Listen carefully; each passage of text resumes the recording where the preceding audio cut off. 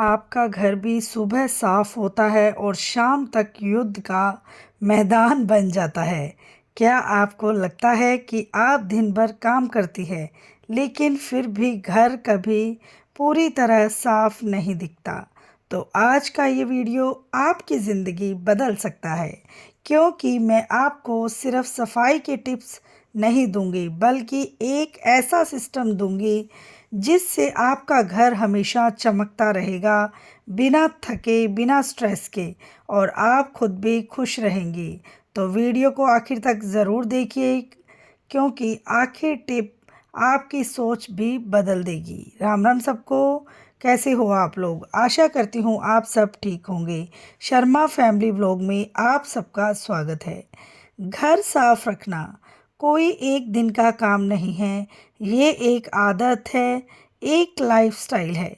बहुत सारी हाउसवाइफ सोचती हैं, मैं दिन भर काम करती हूँ फिर भी घर गंदा कैसे हो जाता है। असल में समस्या काम की नहीं है, सिस्टम की है। नंबर 1, थोड़ा थोड़ा रोज़ रोज़ का नियम। देखिए, अगर आप एक दिन पूरा घर साफ करेंगी तो अगले दिन वही हालत फिर हो जाएगी। लेकिन अगर आप रोज़ थोड़ा थोड़ा करेंगी तो घर कभी गंदा नहीं होगा।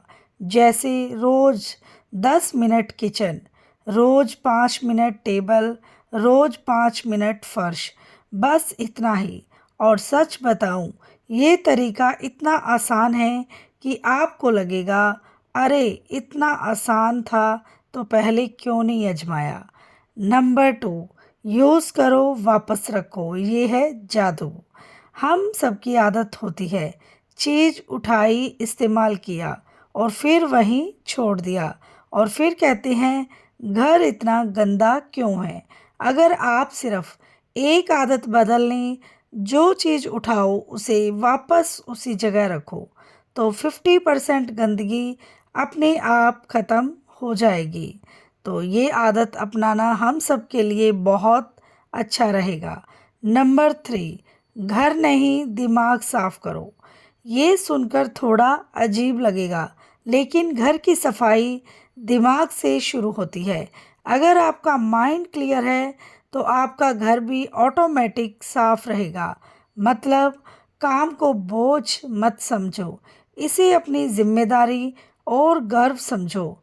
सोच बदलते ही काम आसान लगने लगता है। तो इस तरीके से अपनी सोच बदलो और काम हमारा आसान हो जाएगा। Number 4, 5 minutes rule game changer. जब भी आपको लगे आज सफाई का मन नहीं है, बस खुद से कहो, सिर्फ 5 मिनट करूँगी। और मज़ेदार बात यह है, 5 मिनट बाद आप खुद रुकना नहीं चाहोगी।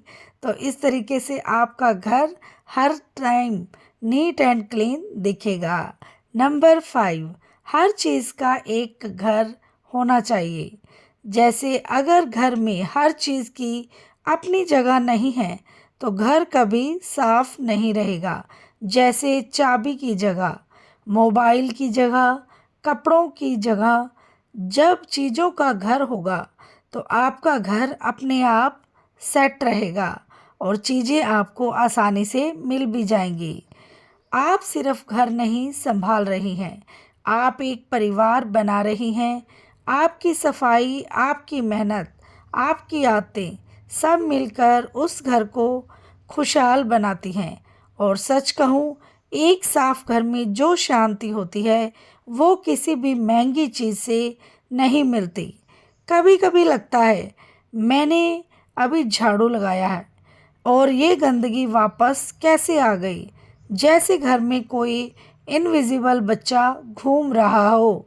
लेकिन असल में ये हमारी छोटी छोटी आदतों का रिजल्ट होता है।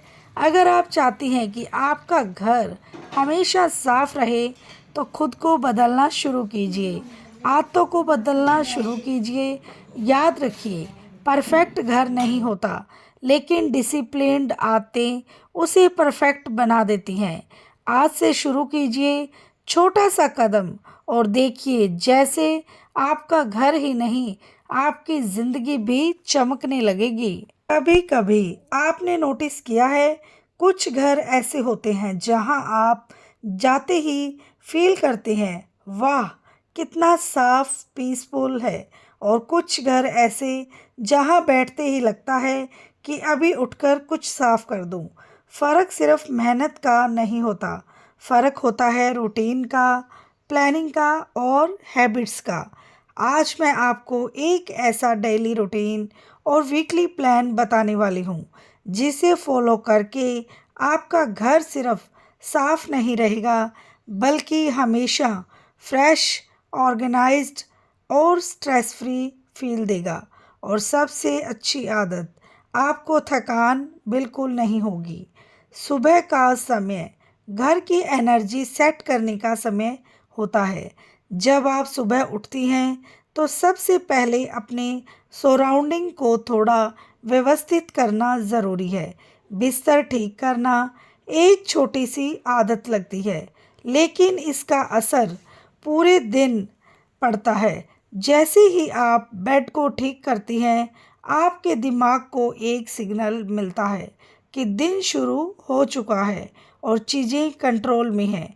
इसके बाद किचन में जाकर जो भी सुबह का काम है, जैसे चाय बनाना या नाश्ता करना, उसी के साथ साथ प्लेटफॉर्म को साफ करते रहना एक स्मार्ट तरीका होता है। और इससे हमारा घर हमेशा व्यवस्थित रहता है। अगर आप काम के साथ सफाई को जोड़ लें तो अलग से समय देने की ज़रूरत नहीं पड़ती। दोपहर तक आते आते घर में हल्की फुल्की बिखराव की स्थिति बन जाती है। यही वो समय होता है जब ज़्यादातर लोग इग्नोर कर देती हैं, और यही छोटी छोटी चीज़ें बाद में बड़ा काम बन जाती है। इसीलिए दोपहर में सिर्फ 10 से 15 मिनट का एक क्विक रीसेट बहुत ज़रूरी है।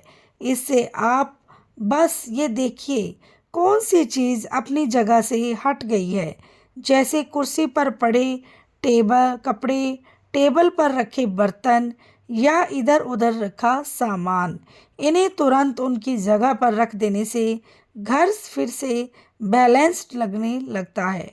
ये कोई भारी काम नहीं है, लेकिन इसका इम्पैक्ट बहुत बड़ा है।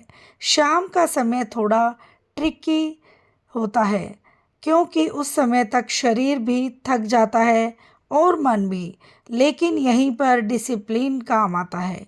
अगर आप रात के लिए छोटी छोटी तैयारी कर लें तो अगले दिन की शुरुआत बहुत आसान हो जाती है। जैसे कि किचन को सोने से पहले साफ कर देना, सिंक खाली रखना, गैस साफ करना और ज़रूरी चीज़ें व्यवस्थित कर देना। ये आदत आपको सुबह फ्रेश शुरुआत देती है। और सच बताऊं, जब आप सुबह उठकर एक साफ किचन देखती हैं तो मूड अपने आप अच्छा लगता है। रात में सोने से पहले 5 से 10 मिनट का एक छोटा सा फाइनल चेक पूरे घर को अगले दिन के लिए तैयार कर देता है। इससे आप बस ये देखती हैं कि सब कुछ अपनी जगह पर है या नहीं। ये कोई मेहनत वाला काम नहीं है, बल्कि एक तरह का क्लोज़र होता है पूरे दिन का। धीरे धीरे ये रूटीन आपकी आदत बन जाएगा और फिर आपको अलग अलग से सफाई करने की ज़रूरत नहीं महसूस होगी। अब बात करते हैं वीकली प्लान की। अब वीकली प्लान, क्योंकि सिर्फ डेली रूटीन से डीप क्लीनिंग नहीं हो पाती है। हफ्ते में एक बार कुछ खास चीज़ों पर ध्यान देना बहुत ज़रूरी होता है, लेकिन इसका मतलब ये नहीं है कि आप पूरा दिन सिर्फ सफाई में लगा दो। असली स्मार्टनेस यही है कि आप हर दिन थोड़ा थोड़ा अलग काम करें। सोमवार को आप किचन पर फोकस कर सकती हैं। किचन घर का सबसे ज़्यादा इस्तेमाल होने वाला हिस्सा होता है, इसीलिए इसे वीकली डीप क्लीनिंग की ज़रूरत होती है। इसमें आप सिर्फ ऊपर ऊपर नहीं, बल्कि शेल्फ्स, कंटेनर्स और छोटे छोटे कॉर्नर को भी साफ करें। इससे ना सिर्फ सफाई होती है, बल्कि चीज़ें ढूंढना भी आसान हो जाता है। मंगलवार को आप बेडरूम को थोड़ा एक्स्ट्रा टाइम दे सकती हैं।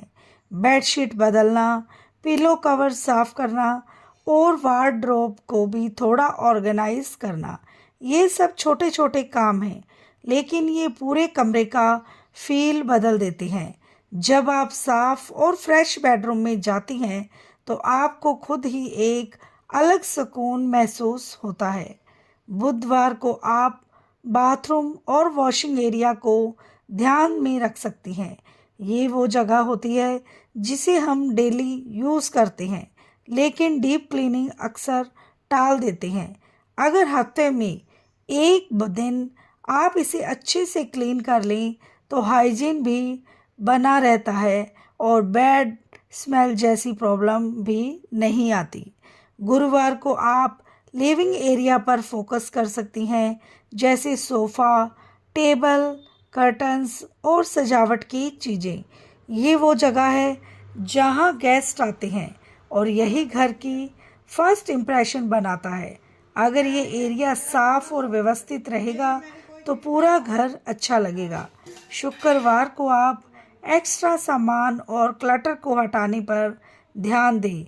घर में बहुत सी ऐसी चीज़ें होती है जिनका हम इस्तेमाल नहीं करते, लेकिन फिर भी उन्हें संभाल कर रखते हैं। ये चीज़ें धीरे धीरे जगह घेर लेती हैं और घर को भरा हुआ दिखाती है। अगर आप हर हफ्ते थोड़ा थोड़ा डीक्लटर करें तो घर हल्का और खुला महसूस होगा।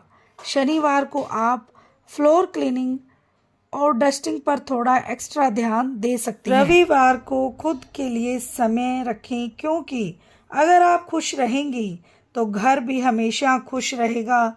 सफाई सिर्फ काम नहीं है, ये एक बैलेंस है घर और खुद के बीच। घर को साफ रखना कोई मुश्किल काम नहीं है, बल्कि मुश्किल तब लगता है जब हम सब कुछ एक साथ करने की कोशिश में लग जाते हैं। लेकिन जब आप इसे छोटे छोटे पार्ट्स में बांट देती हैं तो यही काम आसान और हल्का लगने लगता है। धीरे धीरे ये रूटीन आपकी ज़िंदगी का हिस्सा बन जाएगा और फिर आपको महसूस होगा कि घर अपने आप साफ रहने लगा है।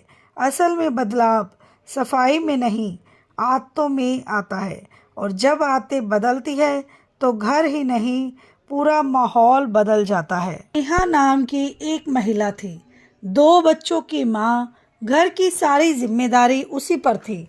वो सुबह जल्दी उठती, दिन भर काम करती, लेकिन फिर भी उसे हमेशा लगता था कि घर कभी ठीक से साफ नहीं होता।